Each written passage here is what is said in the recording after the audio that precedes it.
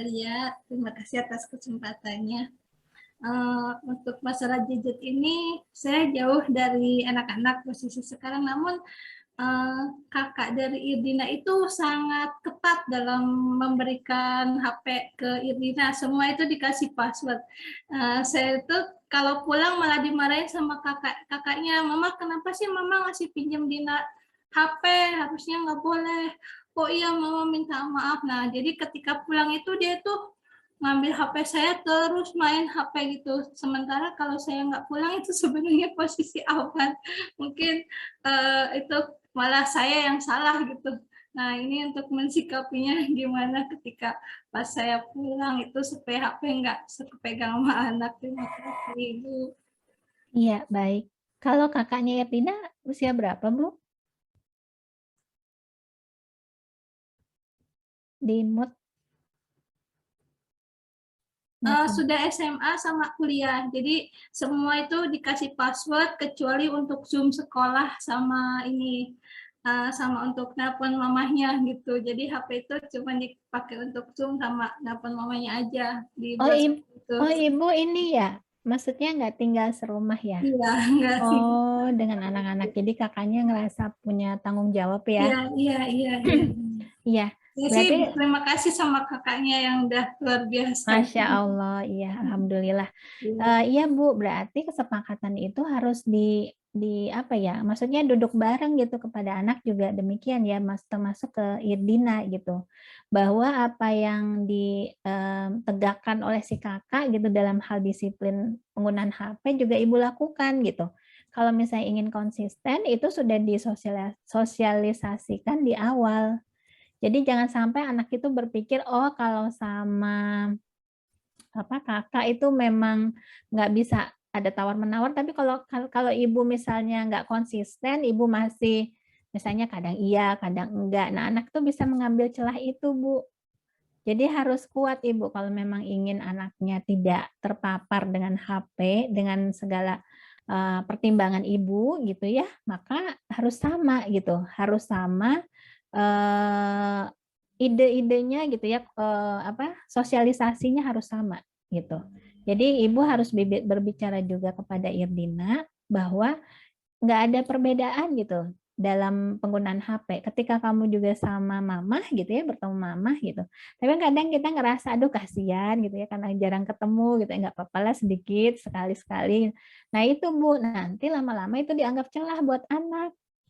Jadi yang paling penting ibu harus menegakkan juga disiplin itu, gitu, konsisten juga. Walaupun misalnya anak-anak nanti bakal mungkin marah, cemberut gitu. Ya itu mah periode mereka dalam menerima ini ya, maksudnya perintah gitu, instruksi, disiplin gitu. Jadi tuh mereka belajar di situ, menahan diri, gitu Bu. Ya, jadi nanti paling kalau memang nyata ada hal yang berbeda misalnya dengan kakak, tapi itu jelas gitu. Oke, boleh misalnya kalau sama mama gitu ya, ada waktu untuk main itu, tapi hanya berapa menit misalnya, atau berapa setengah jam gitu. Tapi itu aja dan jangan itu dilanggar gitu. Kalau dilanggar ya udah diambil HP-nya. Karena ibu bisa mengatakan ini HP mama ya, bukan HP kamu ya Dina. Jadi kalau mama butuh kamu harus ngasih. Itu disepakati di awal Bu. Jangan ketika udah terjadi baru kita sepakati. Akan lebih baik apapun itu menginternalisasi kedisiplinan tuh harus dari awal disosialisasikan. Jadi anak tuh nggak kaget loh katanya mama boleh atau mama kemarin kayak gini gitu. Jadi mereka nggak bisa lagi apa ya mencuri-curi gitu ya karena kita udah jelas aturannya, jadi aturan harus jelas gitu ya Bu ya. Masya Allah kakaknya hebat. Terima kasih, Ibu. Iya sama-sama. Ada lagi Kak? Ya, ini ada selanjutnya dari Bu Diana Wulandari. Apa yang dilakukan jika kecanduan gadget ini terjadi pada ortunya, misalnya ayahnya, yang terlihat intim sekali dengan gawainya, padahal sudah diingatkan, sehingga anak meniru dan kurang respon dengan nasihat, mohon solusinya gitu. Nah, kepada pasangan nik tuh harus ada pendekatan tertentu ya gitu ya. Kadang kan kita dalam mendidik anak tuh seringkali misalnya ada perbedaan gitu ya. Kadang-kadang mungkin ayahnya pengen healing gitu ya, karena mungkin udah habis seharian bekerja misalnya ya. Suaranya nggak muncul? Muncul kan? Muncul. Oh, kok ada? Ada. Oh, Jelas. ada yang bilang nggak muncul tadi. Ya, jadi begitu. Jadi apa ya? Bagaimana kita itu berdiskusi dengan pasangan itu tentu ada caranya gitu. Barangkali pada saat itu kita tuh kan kalau misalnya kepada suami ya, saya kan nggak enak juga misalnya sambil menggurui misal gitu. Jadi ada cara-cara komunikasi yang memang kita harus perhatikan gitu dan cari momennya. Nah, biasanya pada saat itu suami tuh bisa lebih menerima. Misal ya istri kepada suami gitu. Begitu juga sebaliknya gitu. Jadi ciptakan momen yang memang pas untuk kita ngomongin masalah anak. Terus yang paling penting itu kita targetnya itu adalah untuk anak sendiri. Walaupun misalnya suami udah tahu info itu gitu ya. Jadi kita jangan lelah untuk bicara misalnya misalnya anaknya siapa ya misalnya anaknya siapa ya namanya? Ya siapa aja lah gitu ya. Anak kita tuh ya Pak ya sejak misalnya di rumah gitu ya main HP-nya itu udah berlebihan banget gitu. Apalagi kadang-kadang kita pakai cara kita aja dulu. Apalagi kalau lihat mamah gitu ya lagi pakai HP gitu tuh suka bilang gini loh, mama aja boleh kok aku nggak boleh gitu. Jadi pakai diri kita dulu misalnya gitu ya sebagai perbandingan gitu. Sebelum misalnya kita bilangin tentang suami kita atau mengkritik suami kita gitu. Karena ini juga berkaitan dengan gaya komunikasi antara suami istri gitu. Jadi apa yang terbaik buat anak kita, kadang-kadang kita harus cari gaya yang pas gitu ya untuk berbicara gitu. Karena saya juga menemukan hal itu ya kalau dalam konsultasi orang tua tuh yaitu perbedaan gaya pengasuhan gitu. Ada yang santai, ada yang ketat gitu ya kan ya. Nah, itu yang harus dicari titik tengahnya gitu. Nah, yang paling utama tujuan utamanya adalah untuk anak. Jadi selalu sampaikan ini untuk tujuan anak kita. Bukan misalnya bilangnya gini, Mama itu capek-capek loh, Pak, ngurusin rumah, belum lagi ngurusin anak yang nggak disiplin gitu.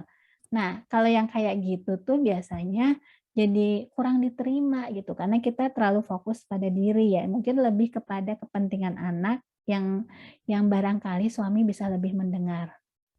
Nah, terus juga misalnya bisa kadang-kadang kirimkan misalnya miset-miset singkat melalui WA ya tentang bahaya gadget dan lain-lain gitu ya, yang akhirnya bisa didiskusikan bersama atau mungkin kita cari kasus lain, anak lain gitu ya di area yang di momen yang santai gitu ya kita bicara tentang ada anak lain yang adiksi games gitu sampai masuk rumah sakit jiwa itu kan ada kan ya di Bandung kan semua juga udah tahu kan gitu. Nah, itu kan bisa jadi obrolan dengan suami kita gitu.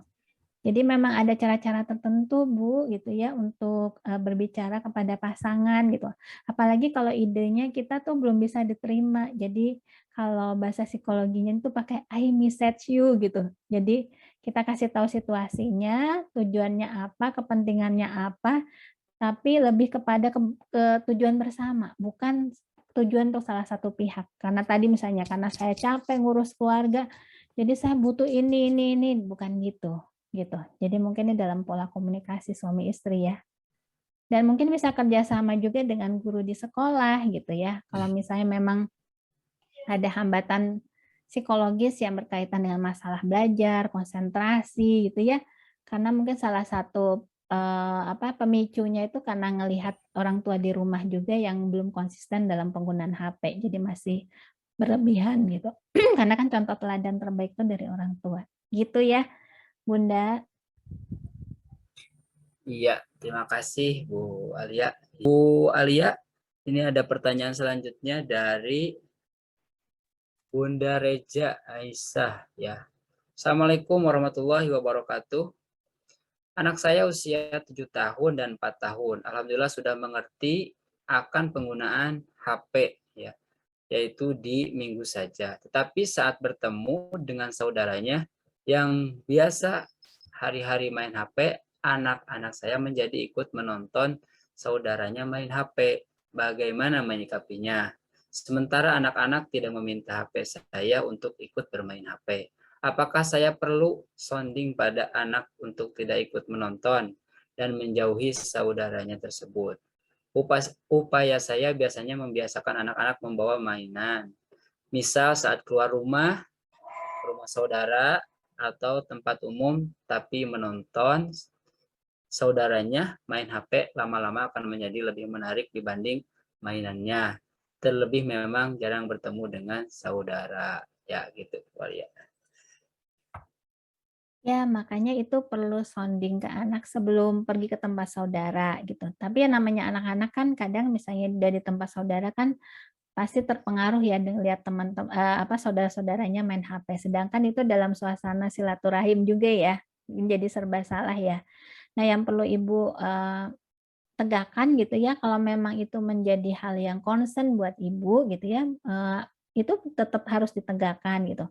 Nah, dengan Ibu membawa tadi ya, meminta anak membawa mainan gitu ya, memberikan alternatif lain, misalnya bisa jadi sih karena HP itu lebih menarik buat mereka dibandingkan alternatif yang kita tawarkan. Jadi coba cari cara gimana anak-anak semuanya termasuk saudara-saudara itu agar tertarik bermain yang lain dibanding HP gitu. Misalnya apakah bawa monopoli, bawa kartu gitu ya, kartu Uno gitu ya, atau permainan-permainan yang kira-kira atau bermain di luar, main sepeda gitu ya.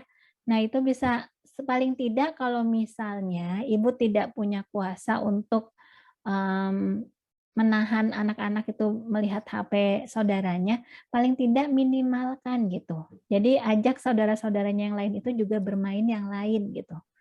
Jadi ide Ibu untuk membawa permainan itu kayaknya bagus sekali ya.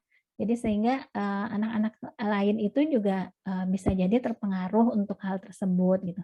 Terus juga Ibu harus soundingnya tadi dari rumah. Jadi sebenarnya concern Ibu itu adalah tidak bermain HP walaupun di tempat saudara sekalipun gitu. Nah, sepakati itu dengan anak, bisa menuruti ya gitu perintah misalnya atau instruksi itu gitu yang sudah kita sepakati gitu. Jadi tanyakan kesepakatan dengan anak. Kalau misalnya kamu melanggar apa kira-kira konsekuensinya gitu. Jadi si anak itu tahu bahwa mereka tidak boleh main HP itu bukan hanya di rumah, tapi ketika mereka beranjak keluar ke tempat saudara sekalipun, mereka juga tetap tidak bermain HP. Memang itu jadi struggle juga ya buat anak-anak kita ya, karena nggak mudah buat mereka ketika melihat lingkungannya bermain HP. Jadi disitulah dibutuhkan konsistensi sama ya ketegasan dari orang tua, apa yang menurut orang tua value-nya harus tetap diikuti. Jadi anak-anak itu tinggal mengikuti sebetulnya ya apa yang kita berikan dari rumah gitu. Dan dalam prakteknya bisa jadi sih naik turun, tapi kalau selama ibu konsisten pasti anak akan mengerti. Mungkin anak itu juga akan akhirnya nggak usah main dengan saudaranya dulu, ada waktu yang pada saat screen time mereka nggak ikut, tapi ketika udah nggak main screen time mereka akan bermain bersama gitu.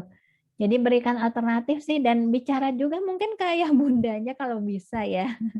Kalau memang seharian tuh akhirnya bermain HP tapi akhirnya permainan yang tatap langsung gitu ya, interpersonalnya malah nggak terlatih kan itu juga akhirnya nggak baik juga gitu. Jadi mereka memang tetap harus diberikan skill-skill yang berkaitan dengan misalnya monopoli aja di situ mereka akan belajar skill kerjasama gitu ya, mereka akan belajar skill kompetisi gitu ya secara sehat gitu. Cara berpikir mereka juga akan kelihatan di situ dan itu akan mengasihkan sih sebetulnya. Mungkin anak-anak ini merasa HP lebih menarik ya sebenarnya buat anak-anak.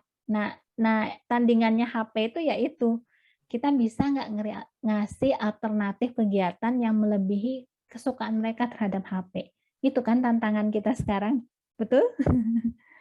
Jadi ya itu kita memang harus terus kreatif gitu mencari alternatif-alternatif yang disukai oleh anak-anak kita. Walaupun misalnya tidak bisa 100% tapi paling tidak berkuranglah keinginan anak untuk bermain HP ya dibanding sebelumnya. Begitu Pak Kiki? Iya, iya. Terima kasih. Ini ada penanya selanjutnya dari ayahnya Jidan ya. Hmm. Bu Alia, saya sebelumnya belum konsisten dalam memberikan kesempatan pada anak dalam penggunaan gadgetnya. Kadang anak mencuri waktu bermainnya ketika kita lengah. Bagaimana cara menyikapi terhadap hal tersebut? Berarti harus konsisten. Jawabannya begitu. Begitu Pak Wahyu, harus Iya. memberikan. Nah, kadang kan kita begini, maksudnya selagi sibuk gitu, akhirnya kita dengan sendirinya ngasih HP biar anak-anak diem gitu ya. Itu kan bisa jadi hal yang bisa jadi sering kali kita lakukan ya, biar anak diem, biar anak anteng, kasih HP gitu. Terus kita lagi sibuk, lagi banyak mikir, kasih HP. Memang di sini dibutuhkan konsistensi ya, gitu. Jadi mau tidak mau harus konsisten.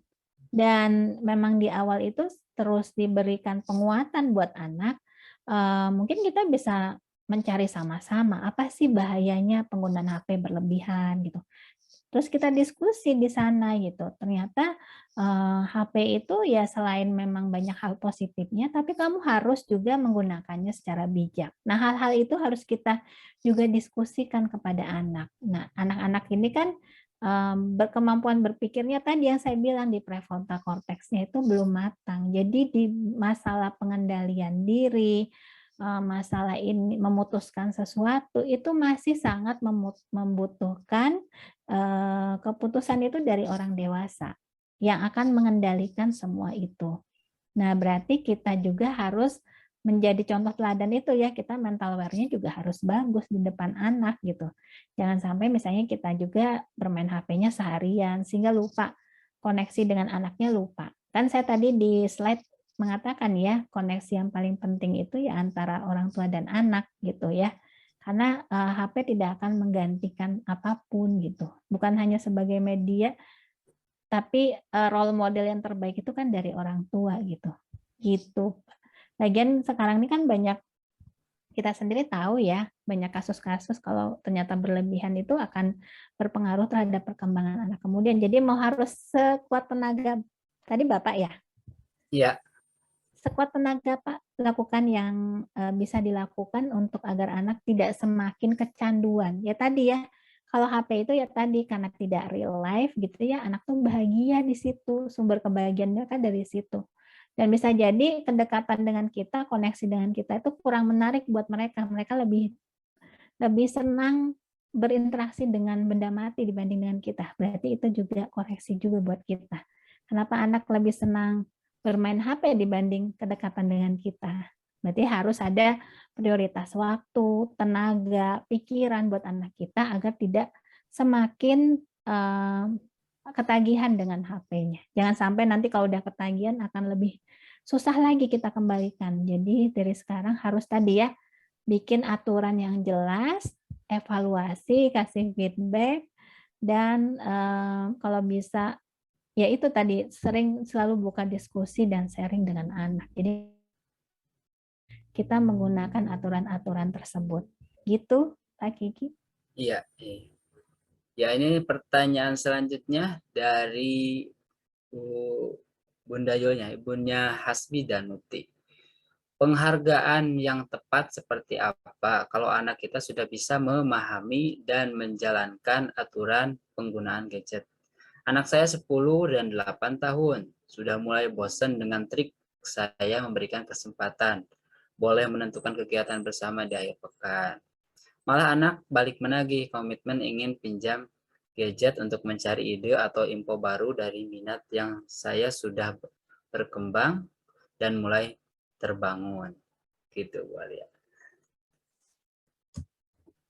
Boleh ini nggak open mic nggak? Mangga Bunda Mukti ada. Kesepakatannya seperti apa gitu ya, terus alternatifnya apa, mungkin bisa diceritakan terlebih dahulu ya biar saya bisa Kalau saya, Bismillahirrahmanirrahim. Assalamualaikum warahmatullahi wabarakatuh. Waalaikumsalam warahmatullahi wabarakatuh. Kalau saya, jadi kesepakatannya itu memang dibuat bersama ayahnya.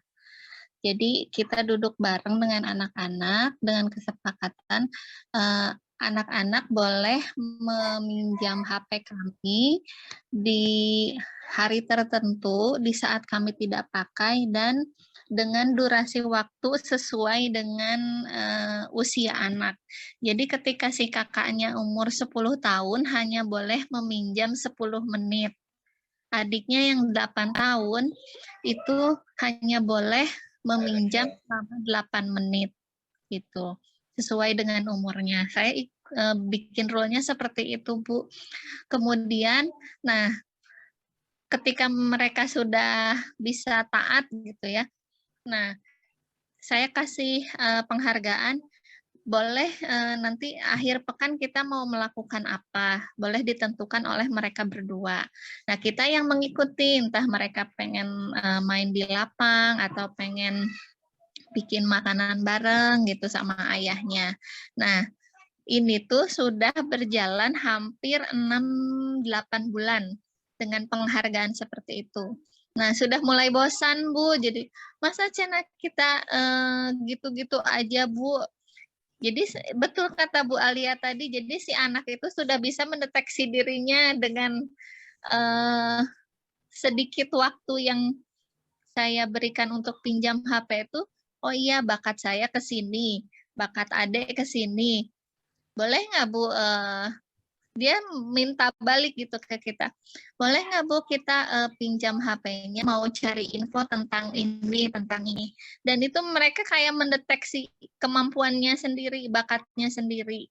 Nah, kira-kira mungkin ada trik yang lain nggak ya Bu ya, untuk menghargai, tetap menghargai anak, apalagi anaknya sudah mulai, dia bisa, oh saya mungkin bakatnya di sini, si adik di sini gitu dalam hal bidang ini. Tapi saya tuh kayak kehabisan ide gitu loh. Penghargaan seperti apa ternyata kemampuan anak mendeteksi kemauannya, keinginannya itu lebih cepat daripada kemampuan saya sama ayahnya gitu. Gitu Bu mungkin. Assalamualaikum. Waalaikumsalam warahmatullahi wabarakatuh. Ya makanya Bu, identifikasi betul ya apa yang terjadi pada anak-anak kita ya, termasuk dalam apa itu pemberian tadi hukuman, apresiasi gitu ya.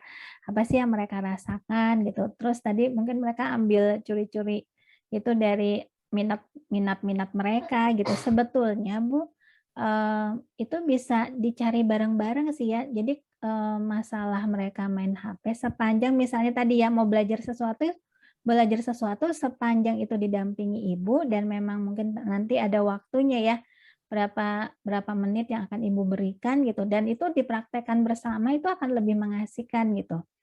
Jadi kalau misalnya selama ini udah melakukan apa gitu ya di ibu mungkin bisa cari dulu sebelumnya gitu sebelum bermain dengan anak ibu cari dulu info-info itu ya di sosial media gitu di Google atau di web-web tertentu yang untuk melatih kreativitas menumbuhkan minat anak gitu ya karena kan informasi itu sebenarnya akan menjadi lebih positif ketika ada pendampingan di situ yang bermasalah itu ketika mereka berselancar dengan liar tadi ya gitu ya dan akhirnya mereka nggak dapat apa-apa manfaat dari situ. Jadi sangat dibutuhkan sebetulnya pendampingan dari ibu dengan memilih kegiatan-kegiatan yang kira-kira akan disukai anak ibu karena ibu paling tahu kan karakteristik anak ibu dan biasanya memang harus dicoba dulu apalagi untuk anak-anak usia sekolah dasar. Kadang mereka menyukai sesuatu bilangnya suka tapi nanti lama-lama nggak suka gitu ya. Jadi mereka kasih mereka berbagai kegiatan yang mungkin di sana mereka akan belajar untuk apakah mereka akan menyukai atau tidak menyukai di sana, kita lihat gitu ya. Dan kita berikan gitu fasilitasnya dan kita ikut bermain bersama di sana, Bu gitu. Jadi sehingga anak-anak itu merasa HP itu juga ada manfaatnya. Mereka bisa gunakan untuk hal-hal yang menambah keilmuan mereka, pengetahuan mereka, skillnya mereka, tapi tentu dengan dampingan ibu gitu. Nah, misalnya kalau konsekuensi berarti Ibu bisa berikan privilege-nya mereka, hak-hak istimewa mereka dikurangi. Misalnya kalau di akhir pekan mereka bisa main HP berapa menit gitu ya, setengah jam, karena melanggar kesepakatan berarti hanya 15 menit gitu. Jadi privilege-nya yang dikurangi. Atau ketika mereka bisa mendapatkan sesuatu, misalnya buku ya yang mereka sukai gitu ya, buku cerita, tapi ketika mereka melanggar berarti minggu ini nggak beli buku cerita dulu ya, karena kamu telah melanggar kesepakatan gitu Bu. Jadi memang harus ada hal yang jelas di awal gitu. Aturan-aturan mainnya seperti apa, kesepakatannya seperti apa, apresiasinya seperti apa, dan juga konsekuensinya seperti apa. Konsekuensi harus yang bersifatnya konstruktif gitu, yang bisa membangun rasa tanggung jawab dan kesadaran mereka. Dan itu harus ibu dan ayahnya yang tahu ya hal-hal yang berkaitan dengan anak, karakteristik anak seperti apa, itu bisa dicobakan Bu, gitu ya Bu ya. Iya, nuhun Bu. Semoga semangat Bu, asal jangan mati gaya aja Bu. Ya. Cobain Bu, ini ada nih kalau Lebih- anak suka, ya Bu. Anak-anaknya tuh lebih banyak menagih variasi gitu. Iya, nggak apa-apa Bu. Jadi maksudnya gini, kadang-kadang variasi itu bisa diciptakan dengan suasana. Mungkin momennya yang bikin mereka bosen, gitu ya. Jadi Ya. mungkin ciptakan misalnya kalau biasanya dulu di dalam rumah, sekarang yuk kita coba di taman ngerjain sesuatunya gitu, atau sambil jalan-jalan atau apa gitu. Jadi momennya itu yang diciptakan sehingga anak tuh nggak ngerasa bosen. Tapi memang biasanya anak-anak kan gampang mudah bosen ya, seperti itu ya. Nah, juga ibu bisa banyaklah di YouTube dan lain-lain tuh sebenarnya web-web yang untuk kreativitas anak tuh macam-macam gitu. Yang penting kitanya mau usaha nggak untuk memfasilitasi itu gitu. Banyak sih Bu macam-macamnya dan itu bisa diuji cobakan ya ke anak. Bahkan yang terakhir tuh saya ini ke remaja sih ya, journaling. Kalau anak ibu misalnya suka menulis gitu ya, ada tuh journaling tuh, tapi yang sederhana aja masih buat anak-anak kan ya, beda sama remaja. Jadi Ibu belikan ini Bu, stiker-stiker yang lucu-lucu, terus apa itu, perlengkapan-perlengkapan journaling tuh banyak banget ya yang dijual gitu. Dan itu bisa membantu anak juga motoriknya, jadi mereka menempel sesuatu, menulis sesuatu, cuma misalnya, ayo apa perasaanmu saat ini, misalnya, terus mereka tuliskan. Tapi yang mereka suka itu ketika mereka menggunting-guntingnya, menempel-nempelkannya, terus kayak punya buku journaling gitu Bu, pernah lihat? Anak saya sudah punya Bu dua-duanya. Oh, alhamdulillah. Sudah Dan- menggunting dan menempelkan juga ya, Ya, stiker-stiker dan dan lain-lain. gambarnya juga. Oh, Masya Allah. Itu sudah berjalan ini udah masuk ke 2 buku, dia sudah mulai bosan Bu. Nah, berarti nanti mungkin ke aktivitas sekali Bu, yang motorik. Ke motorik, misalnya ajakin apa menjelajahi sesuatu, misalnya apa ya, banyak kan misalnya tempat-tempat yang bisa kita kunjungi di situ gitu ya. Ibu bisa sekalian mengajarkan sesuatu, bukan hanya berjalannya aja ya secara motorik, tapi bisa belajar sesuatu di situ, apakah ke museum gitu Bu, atau keliling kota Bandung gitu ya. Pokoknya Ya. cari semua Bu, apapun itu. Dicobain semuanya gitu. Nah, tapi memang juga bikin kesepakatan dengan anak juga gitu. Kalau aturan tetap harus ditegakkan. Walaupun kamu bosan, kamu nggak suka, tetap harus ditegakkan. Gitu, Bu. Jadi jangan berarti mereka mencari-cari kesempatan karena udah bosan, udah nggak variatif. Akhirnya kitanya kalah, terus kita akhirnya ya udah ngasih gitu. Jangan seperti itu juga. Tetap inti dan prioritasnya kamu ini lagi belajar mengikuti aturan gitu. Mau bosan, mau nggak suka, mau ini aturan gitu. Dan alasan ibu di belakang itu kenapa ada aturan itu jelas dan anak itu tahu alasannya apa gitu. Jadi mereka nggak ada apa ya, cari-cari cara biar mereka akhirnya bisa main HP-nya kebablasan gitu Bu. Gitu loh Bu. Kadang itu cuma trik anak Bu. Oh gitu ya Bu ya. Iya. Makasih Ibu, Bu. Kalau ibu udah ngerasa udah ngasih berbagai kegiatan, alternatifnya udah variatif, gitu cuma trik aja. Jadi ibu tuh lebih lagi kuat-kuatan, lagi membuat aturan tuh lagi kuat-kuatan nih dengan anak gitu. Kalau ibunya misalnya nggak kuat ya akhirnya ngasih. Dan itu kesempatan buat anak. Bisa seperti itu di waktu mendatang lagi. Bisa menawar gitu, Bu. Iya, nuhun Bu. Sama-sama Ibu, sami-sami. Iya. Ya, ini mungkin pertanyaan terakhir Bu Alia. Ibu izin bertanya, idealnya pada usia berapa anak sudah bisa diberikan pemahaman, rule, kesepakatan, boleh tidaknya suatu hal? Apakah di usia balita sudah bisa menerapkan sistem reward and punishment? Mangga. Ibu. Kalau kesepakatan reward dan punishment tentu ini ya disesuaikan dengan usia ya gitu. Dan tentunya juga konsekuensinya yang kita harus melihat yang mereka bisa lakukan gitu. Jadi sebenarnya kalau untuk aturan-aturan itu sebenarnya di bawah usia 5 tahun sudah juga bisa diberikan gitu. Tapi memang nanti ada tipikal setiap fase perkembangan itu yang kita juga harus pahami. Ketika mereka misalnya masa tantrum di usia 3 tahun, itu kan berarti mereka lagi belajar untuk menahan dorongan-dorongan gitu ya. Belajar mereka menunjukkan bahwa ini aku juga punya keinginan, kehendak yang harus diperhatikan orang tua gitu. Berarti tapi konsekuensinya nggak bisa dong kita berikan sama seperti orang yang lebih besar atau anak yang lebih besar gitu. Jadi mungkin konsekuensinya kalau menurut saya sih lebih banyak diajakin diskusi gitu. Maksudnya bercerita bukan diskusi, bercerita. Bisa nanti mungkin lewat media-media mungkin bacaan gitu ya. Karena memang anak-anak tipikal yang di bawah 5 tahun tuh masih sulit menahan emosinya, regulasi emosinya memang sangat minim gitu. Jadi menurut saya usia sekolah lah mungkin sudah bisa diberikan reward dan punishment. Nah, tapi juga itu kita berikan dengan kesepakatan juga, misalnya dengan cara yang menyenangkan tentunya ya. Beda kan kalau kita ngasih misalnya konsekuensi buat anak remaja gitu, udah plek gitu ya. Artinya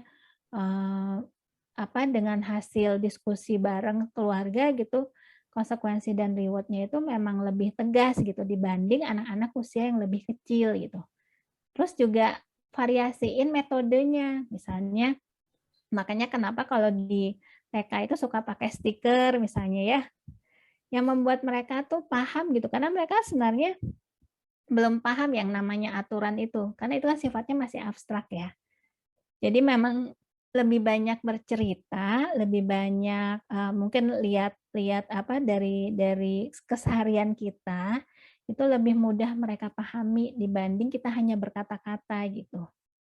Jadi kalau menurut saya ya seperti itu, aturan itu sangat fleksibel tergantung usianya, dan untuk reward dan punishment kalau mereka udah sekolah lah, artinya mereka tuh udah punya tempat di mana di situ udah ada aturan-aturan selain aturan di rumah gitu. Kalau di sekolah kan mereka udah berinteraksi dengan orang, berinteraksi dengan guru, terus di situ sudah ada transfer norma-norma gitu ya, value-value gitu.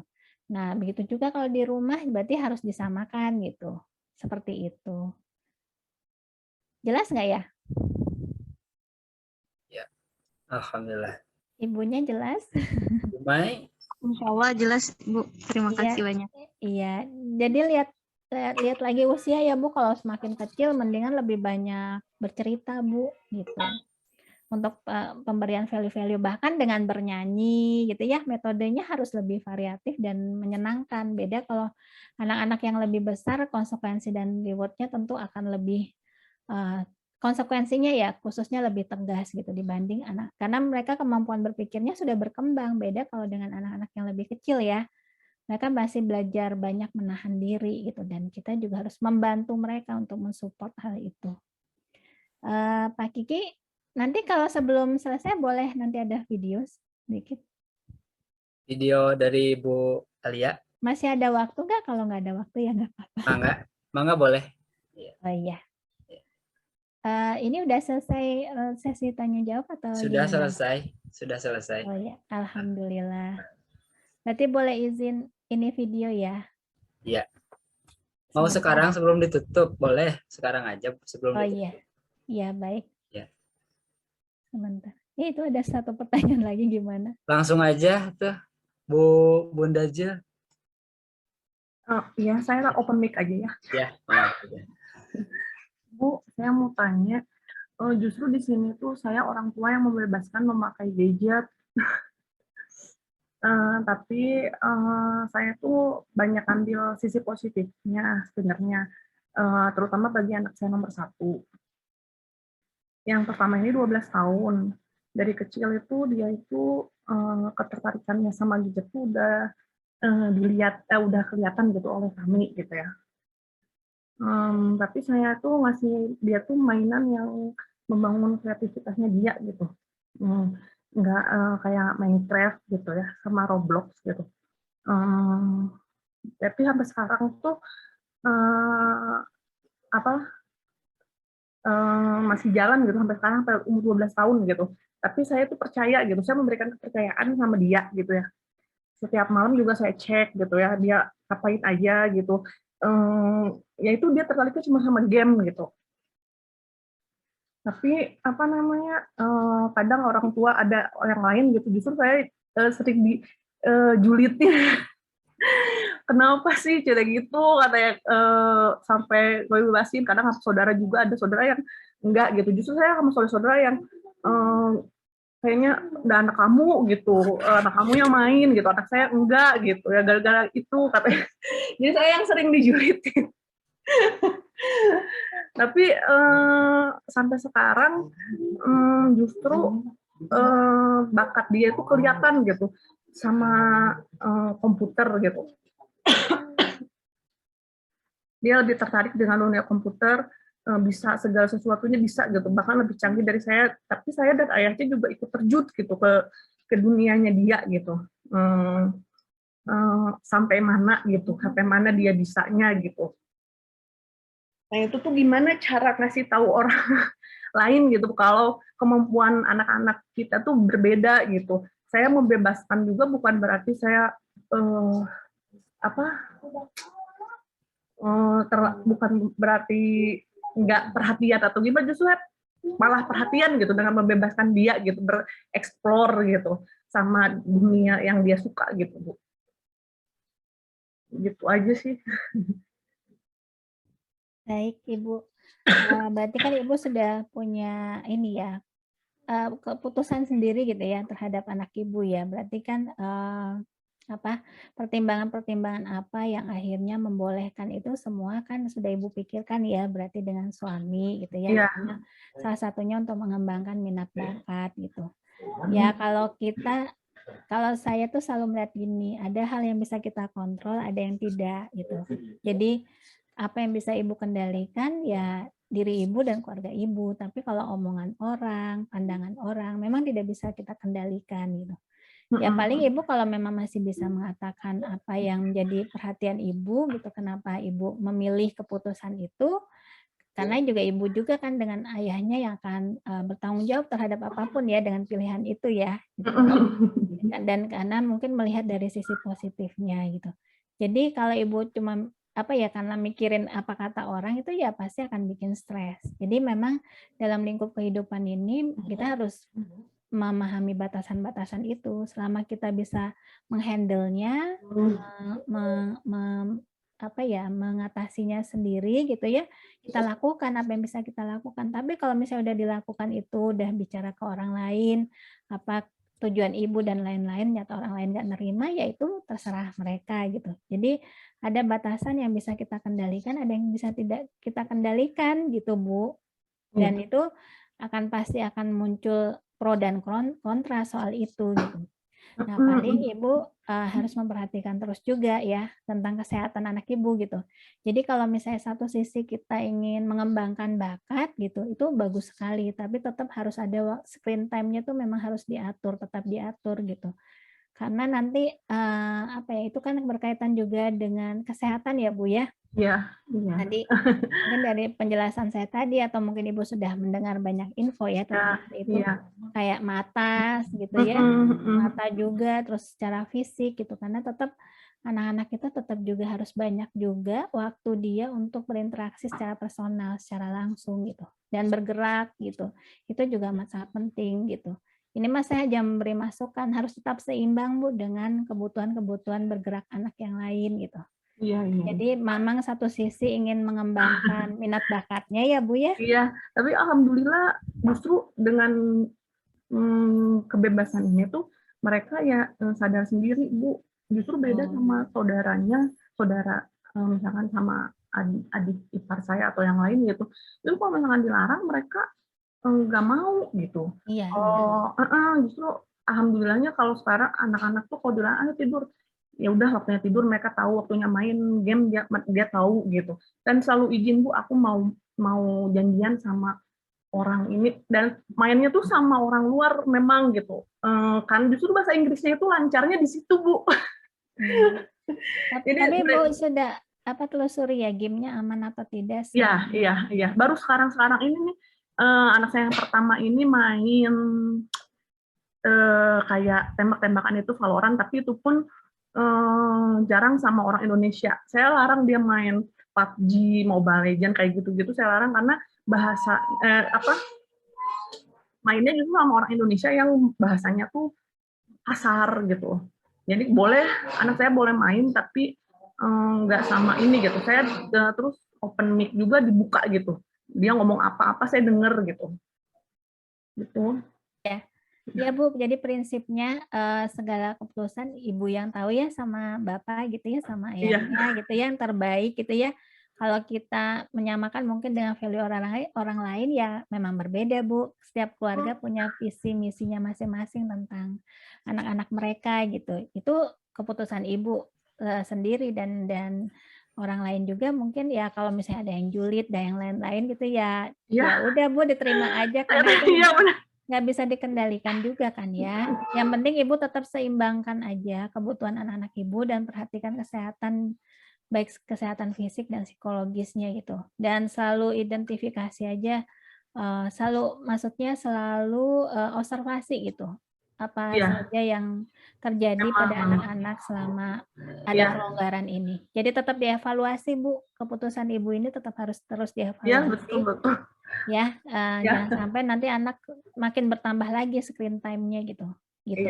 Dan aktivitas di luar berinteraksi dengan orang juga tetap harus diutamakan. Gitu sih Bu, ya. Iya, itu ya berat. Kalau adiknya beda, memang kalau adiknya main game ya sebenarnya dia lebih suka di luar, main sama teman-temannya. Alhamdulillahnya nggak ikutin kakaknya, jadi aku pikir anak itu beda-beda tipenya gitu ya.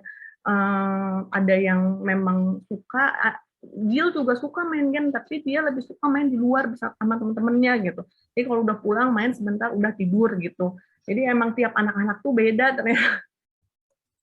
Iya Bu, baik. Ya begitu aja sih Bu masukan gitu saya aja. ya. Makasih ya Bu. Iya. Langsung Kak Kiki. Iya.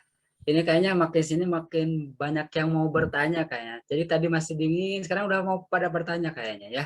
Tapi ini pertanyaan terakhir ya, sudah ya kayaknya. Bu Daftar mau bertanya, mangga di open mic ini terakhir, mangga. Iya, hatur nuhun. Assalamualaikum warahmatullahi wabarakatuh.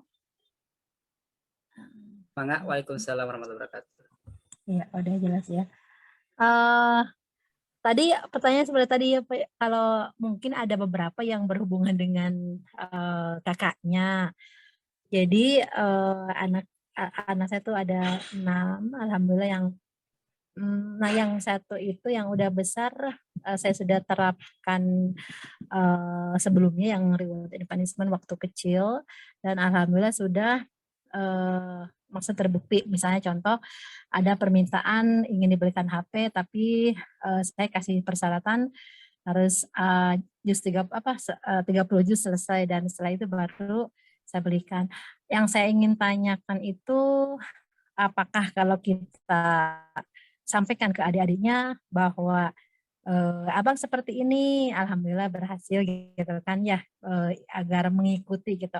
Karena seperti yang kita ketahui tadi ada salah satu bunda juga yang menyampaikan bahwa setiap anak itu kan berbeda, betul sekali. Jadi saya pun demikian merasakan dari keenam anak saya itu masing-masing itu masya Allah unik-unik, berbeda dan apa ya punya karakter masing-masing yang cara menanganinya pun ya sangat complicated gitu. Tapi kalau saya bersama suami kayak menikmati aja, enjoy ya, dan tidak apa ya, tidak memberikan, masa agak-agak sedikit membebaskan. Tapi untuk mengenai gadget sejauh ini sih saya merasa nggak ada masalah yang ini yang signifikan ya. Paling kalau yang saya lakukan itu sekarang buat anak yang usia 8 tahun atau mau 9 tahun, usia 6 tahun sama usia 3 tahun, itu masih dikontrol karena ketika mau melihat medsosnya mereka lebih ke YouTube ya, itu saya sambungkan ke TV. Jadi apa yang mereka tonton, apa yang mereka lihat itu semuanya terkontrol gitu dan sama-sama nontonnya bareng-bareng sama bundanya gitu loh. Bisa, dan yang dilihat itu sejauh ini anak-anak yang kayak ada Nusarara ataupun ada sekarang tuh apa nih Mbak, sulap-sulip apa kayak gitu, tapi ngebahas tentang bagus, banyak sekali pembelajaran mengenai kalau tidak salah seperti apa, hukumnya dan sebagainya gitu. Tapi kalau mau main bukan game sih, anak-anak sih lebih ke hiburan aja. Sekali-kali saya masih perbolehkan. Atau adiknya yang TK itu kadang suka ngambil HP saya pinjam untuk katanya belajar bahasa Inggris atau apa, tapi seperti game gitu. Nah jujur yang saya alami adalah anak yang kedua yang udah gadis. Masalah jadi yang 6, kalau 6 sih yang bayi belum mungkin ya. Yang kelima, keempat itu alhamdulillah jauh ini saya merasa apa ya fine-fine aja gitu. Tapi untuk yang gadis ini kayak kita kalau mau ngebahas apa udah kayak berdebat dulu, kayak kalau bahasanya pas saya apa ya kayak gitu, kayak berantem gitu ya. Kayak agak baperan. Terus tuh yang saya mau tanya lagi ke Bunda Alia, bagaimana cara mengkomunikasikan dengan baik dengan anak saya yang sudah gadis itu, karena ketika kita tidak pernah membandingkan, kita hanya menyampaikan apa yang sudah dilakukan kakaknya misalnya. Nah, beliau pun sebenarnya mengapresiasi istilahnya dan membuktikan bahwa bisa juga selesai gitu misalnya 30 juz, tapi karena ada motivasi lain, dia ingin mungkin seperti abang yang dibanggakan sama orang tuanya. Tapi yang sekarang saya rasakan adalah ketika di rumah itu misalnya di kamar atau bermain game dengan teman, kadang nggak keluar gitu loh. Itu apa tuh kayak asik dengan sendirinya, tapi ya kita sih lihat yang gamenya sejauh ini belum yang membahayakan atau yang perlu dikhawatirkan. Hanya untuk mengkomunikasinya agak kesulitan karena itu Bu Alia suka kayak mau berantem gitu loh. Jadi baru kita menyampaikan sedikit udah gimana, akhirnya ya udah saya suka agak biarkan gitu kan. Cuman yang saya khawatirkan tadi bertemu dengan teman-teman di medsos sebenarnya juga nggak begitu aktif kalau saya lihat profilnya, kemudian juga jarang komen atau like and comment, jarang apa. Hanya pernah saya lihat tadi malam itu yang di status WA kalau nggak salah, yang ada mungkin biasa video dia lagi kayak kesal-kesalan sama teman-temannya gitu. Nah, jadi Bunda Alia, yang saya mohon masukan dari Bunda Alia adalah sikap saya kepada anak saya yang sudah gadis, yang terbaiknya seperti apa gitu. Karena dia melihat mungkin saya kan dengan yang anak-anak yang lain kan emang nggak pernah ada masalah, jadi ini aja yang karena emang dari kecil ya mungkin masya Allah dikasih sama Allah itu tantangannya dari mulai bayi, yang anak kedua ini yang selalu ya qadarullah istilahnya memancing pokoknya harus selalu bersabar gitu. Mohon maaf Bu Alia kepanjangan ya ininya. Ya, terima kasih atas masukan-masukannya. Mungkin itu dulu. Assalamualaikum warahmatullahi wabarakatuh. Waalaikumsalam warahmatullahi wabarakatuh. Waalaikumsalam warahmatullahi wabarakatuh. Ibu anak gadisnya usia berapa? Usia 15, kelas 3 SMP, Bun. 3 SMP. Ibu sudah pernah belajar tentang remaja? Biasa apa tuh kita belajar teman apa tuh mungkin bisa ditambah lagi dari Bedali. Iya. Ibu udah ketahui ya tentang remaja itu di mana hormonnya mereka tuh sedang ini ya tumbuh gitu pesat gitu ya. Apalagi kan ini usia-usia yang bisa dibilang ya kalau kata teori perkembangan tuh masa badai dan topan. Memang ada misalnya remaja yang kayaknya mudah aja ya kita ngasuhnya gitu ya, nurut-nurut aja, tapi ada yang misalnya kita agak kesulitan gitu mengasuhnya gitu, karena memang tadi perbedaan karakteristik anak juga perlu kita pahami juga ya Bu ya gitu. Jadi ya menurut saya memang yang harus ditambahkan ilmunya selain tadi mungkin kita lebih ke arah ilmu literasi digitalnya ya. Tadi mungkin saya banyak menjelaskan tentang literasi digital, tapi hal lain yang memang harus ditambahkan adalah ilmu tentang perkembangan remaja, Bu. Jadi masalah hormonal itu memang akhirnya membuat remaja itu jatuhnya lebih sensitif, lebih mudah baper gitu ya. Karena memang mereka letupan-letupan emosi itu memang lebih dominan saat ini. Dan dari perkembangan otaknya juga ya tadi ya prefrontal cortexnya belum berkembang secara mantap gitu ya, belum matang karena nanti sampai usia 20 tahun baru matangnya ya 20 tahun ke atas. Kemudian juga memang remaja itu tipikalnya ya tadi karena mungkin mereka itu sudah bergaul dengan teman-teman sebayanya gitu ya. Tentu sudah punya standar-standar di circle-nya gitu ya. Saya juga menghadapi hal yang sama juga ya dengan remaja saya gitu ya. Karena ada saja mungkin masalah dengan teman-temannya, interaksi dengan temannya. Terus belum lagi masalah kepercayaan diri gitu ya. Karena mereka ingin kan menunjukkan suatu ya, ingin menunjukkan identitasnya ya sebagai remajanya yang lebih mereka sudah pengen mandiri tapi mungkin kita sebagai orang tua terlalu banyak protek misal kayak gitu. Terus mereka ingin sesuatu dunia mereka yang menurut kita kayaknya belum saatnya kamu ke situ gitu ya. Belum lagi banyak influencer yang di dunia maya sekarang ya misalnya kayak penyanyi-penyanyi Korea dan lain-lain dan segala macam. Jadi influencernya juga banyak gitu. Nah kan mereka tuh masih masa tahap pencarian identitas diri ya. Beda kalau di SD tuh mereka tuh masih bergantung pada orang tua dalam segala hal gitu ya. Ya mungkin tidak seperti remaja yang ingin lepas ya secara kemandirian emosi dengan orang tuanya. Nah, resiko-resiko itu yang memang harus kita pahami. Maka dengan remaja itu memang yang paling utama itu adalah kita tidak bisa jadi seperti layang-layang ya. Jadi tarik ulur gitu. Kita nggak bisa saklek dengan satu hal yang kita yakini gitu terus langsung kita tegas minta anak kita berubah tapi memang ada dinamikanya di situ, ada seninya dalam bagaimana berkomunikasi dengan remaja. Mungkin pada awalnya kita validasi dulu perasaannya gitu ya. Kita pahami dulu dunianya gitu ya. Mungkin pertentangan-pertentangan itu muncul karena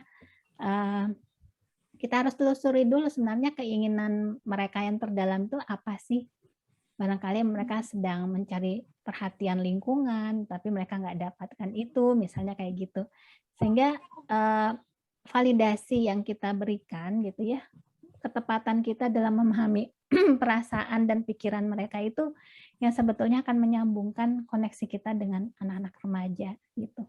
Jadi memang tadi betul sekali yang mengenai Korea itu ya Men ya. iya. Jadi gini Mbak Lia, kan anak-anak tuh Masya Allah semua tuh memahami bahwa kita tidak boleh mengidolakan manusia selain Rasulullah gitu kan. Bahkan Abang Rael yang kecil yang semua tuh yang kecil-kecil udah paham gitu, apalagi Abang yang paling besar. Semuanya tuh agak fanatik, jadi mereka nggak ada yang menyukai artis atau misalnya menyukai siapapun yang ngefans atau apa.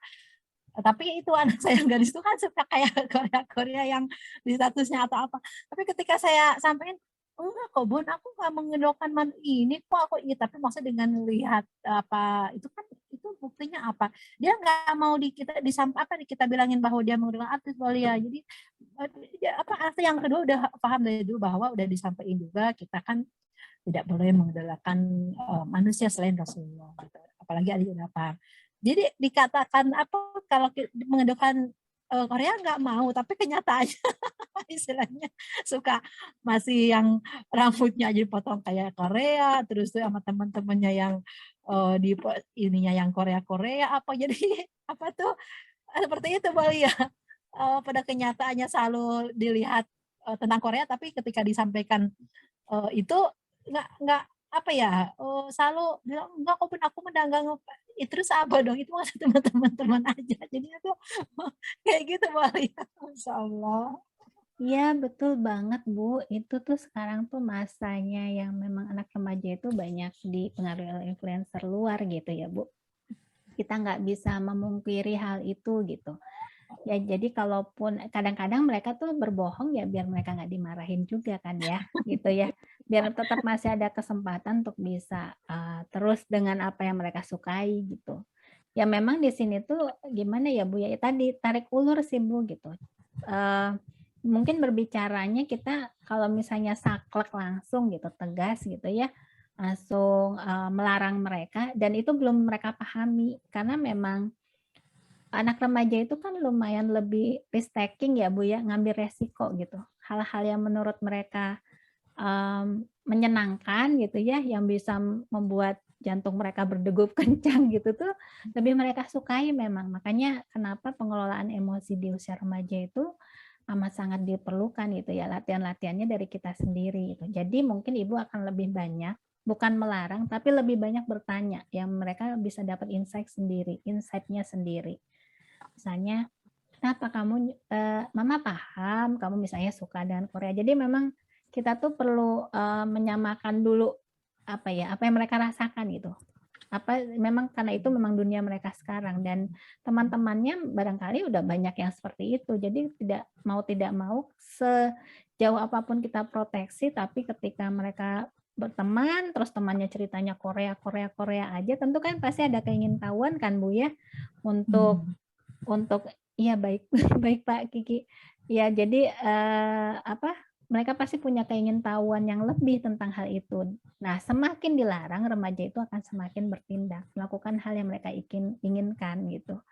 Jadi karena memang otak emosinya yang lebih dominan dibanding otak mereka memutuskan sesuatu. Maka dari itu samakan dulu Bu, sejajarkan dulu dengan anak remaja kita, pahami dulu dunianya. Perhatikan apa sih yang mereka cari gitu. Terus memang harus banyak diskusi dan sharing. Mungkin mulai dari pertanyaan-pertanyaan gitu. Nanti Ibu bisa, jadi Ibu belajar dulu memahami apa yang mereka rasakan dulu gitu ya dari pembicaraan-pembicaraan itu. Baru setelah itu bisa Ibu arahkan. Ketika mereka sudah mulai chemistry, koneksinya udah mulai nyambung. Karena kalau kita langsung tek ngelarang, itu koneksi akan sinyalnya lama-lama hilang, Bu. Jadi lebih baik kita ambil dulu nih hati remajanya. Pahami dulu gitu ya, bicara dulu dari hati ke hati gitu. Pahami dunianya, oh ya Mama tahu kamu lagi suka gini-gini ya gitu ya. Nah nanti baru dari sana Ibu bisa masuk sedikit demi sedikit bahwa apa sih hal-hal yang mungkin nggak bagus dari situ. Mungkin dari pertanyaan Ibu bisa bilang, misalnya dari bertanya lah. Jadi lebih banyak bertanya Bu daripada melarang gitu. Kalau untuk postnya yang di medsos, misalnya contoh di status WA ataupun di story IG, kan ada beberapa yang kita komen, maksudnya apresiasi kah atau mengabaikan atau misalnya ada komentar dari kita. Contoh kadang sih beberapa hal juga saya lihat ada yang kayak dia konten dakwahnya untuk teman-teman biar menghindari pacaran. Nah iya itu. Kan, apa kan sebenarnya kan kalau anak saya itu kan karena mungkin jarang keluar, jadi maksudnya nggak begitu sosialisasi dengan yang lain di rumah terus gitu kan. Cuma kalau yang saya lihat yang lain dari arah positifnya sih sering kayak berani untuk ke teman-temannya tuh menyampaikan bahwa tentang larangan pacaran, tentang larangan apa gitu kan. Iya. Nah itu cuman, kan Udah bagus ya Bu ya. Mm. Jadi bisa mungkin Ibu arahkan juga gitu hal-hal baik yang bisa Ibu perhatikan juga ya dari apa yang Ananda posting gitu ya. Jadi kalaupun misalnya mereka ada menyukai hal-hal yang tadi ya, misal Korea dan segala macam, sepanjang itu masih taraf yang sangat wajar gitu ya. Dan mereka butuh waktu untuk memahami bahwa idola itu enggak dari Korea-Korea gitu, karena ada hal lain yang lebih penting dari sisi agama gitu. Tapi kan itu harus pelan-pelan ya Bu ya, sama remaja gitu. Sambil Ibu kembangkan mungkin ya itu tadi rasa kepercayaan dirinya mungkin dari dakwah-dakwah lewat medsos Ibu dukung, Ibu support kayak gitu Bu. Jadi semakin ini kan dia merasa mungkin oh iya ya ternyata Bunda itu menghargai aku ya dengan apa yang aku lakuin gitu. Mungkin selama ini karena kelihatan kakak-kakaknya nurut dia yang enggak, jadi kan ngerasanya kayak dia disalah-salahin terus. Jadi mungkin lebih juga banyakin juga rasa Iya. kelebihan dan keunggulannya Bu gitu. Iya, betul. Sebenarnya itu masih dalam taraf yang memang bisa Ibu ini ya koneksinya Betul. harus Ibu. Sebenarnya saya pun sering ketika ada teman-teman maksudnya mengapresiasi anak saya yang itu tuh ketika ada beberapa yang komentar maksudnya bisa Masya Allah gitu Mas udah gadis tapi kan Mas di rumah jarang keluar. Jadi beberapa yang positifnya juga saya sampaikan bahwa ada teman Bunda loh nyampein loh bahwa dia itu sebenarnya dalam hal positifnya ini gitu kan Iya, diapresiasi. betul. Bahwa sebenarnya enggak jarang loh yang kayak itu yang istilahnya mau misalnya ketika kita minta tolong ke sana ke sini gitu kan kooperatif mau dalam hal itunya udah Masya Allah udah bagus, cuman kan tadi yang itunya aja tuh yang dikurangi tuh yang iya nggak apa-apa Bu, di segala macam hal itu pasti ada kekurangan dan kelebihan, kita fokus juga ke kelebihannya gitu ya, kekurangannya sama-samalah coba dicari solusinya gitu ya Bu ya. Ya nanti itu mah harus tema tersendiri Pak Kiki tentang menghadapi remaja. Karena ada yang iya. Terima kasih banyak punya ilmunya Masya Allah. Alhamdulillah ya Ki. Ya. Ya Pak Kiki ya udah kayaknya nanti bakal lama kalau video nanti aja lain waktu. Oke, terima kasih Bu Alia, Ayah Bunda juga semuanya ya. Untuk yang terakhir kita tutup dengan doa kifaratul majelis. Subhanaka Allahumma wa bihamdika asyhadu an la ilaha illa anta astaghfiruka wa atubu ilaik. Ya, sebelum live ada pemenang door prize. Siapa ya Bu Alia? Ini disuruh tunjuk sama Bu Alia kayaknya dari penanya. Ada 3 door prize tadi. 1 pilih dari sama Bu Alia katanya. Siapa? Oh, oke. Ada berarti Bunda Jidan, Bunda Mukti tadi. Dari penanya atau gimana? Iya. Dari penanya. Oke. Tadi siapa aja ya? Pertama ada Bunda Bu Diana, Bunda Reja, Bu Irdina, Pak Wahyu, Bunda Mukti, Bunda Jil, sama barusan Bunda Alfat. Oke. Berarti saya mungkin ke Bunda Irdina aja. Karena pertama kali yang bertanya. Iya, alhamdulillah ya. Maaf ya bunda-bunda yang lain. Oke, terima kasih ayah bunda semuanya ya. Mudah-mudahan kesempatan lain bisa berjumpa lagi, bisa ketemu lagi ya dengan ilmu-ilmu lainnya. Oke. Wassalamualaikum warahmatullahi wabarakatuh. Waalaikumsalam warahmatullahi wabarakatuh. Mohon maaf ya jika ada masih salah-salah nih mungkin masih kurang ininya juga ya, kesempurnaan milik Allah ya. Mudah-mudahan bisa kita kolaborasi lagi di waktu yang akan datang. Jazakumullah khair ya Bunda, tetap semangat. Pak Kiki terima kasih ya. Ya, sami-sami Bu Alia.